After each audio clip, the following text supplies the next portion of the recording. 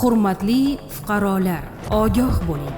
Ba'zan hayotda ko'ngilchanlik og'ir oqibatlarga olib kelishi mumkin. Chegaradan o'tish paytida begona shaxs sizdan yuklarni olib o'tishda yordam so'raydi. Go'yo o'zi uchun vazni og'irlik qilayotgan qo'l yuki sizni jinoyatchiga chiqarishi mumkin. Aynan shunday yuklarda taqiqlangan moddalar yashirilgan bo'lishi mumkin. Kir yuvish kukuni, ehtiyot qismlar, bolalar o'yinchoqlari, turli texnika va jomadon ichiga yashirilgan moddalarni siz ko'rmaysiz, payqamaysiz.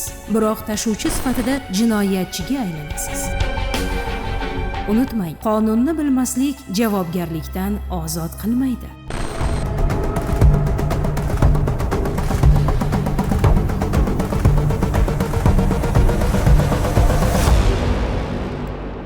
O'zbekiston Respublikasi Jinoyat kodeksining 246-moddasi bunday qilmish uchun 5 yildan 10 yilgacha ozodlikdan mahrum etishni nazarda tutadi. Agar modda katta miqdorda bo'lsa, 10 yildan 20 yilgacha qamoq jazosi muqarrar. Yordamga cho'zilgan qo'llarga kishan taqilmasin desangiz, bojxona chegarasidan begona yuklarni olib o'tmang.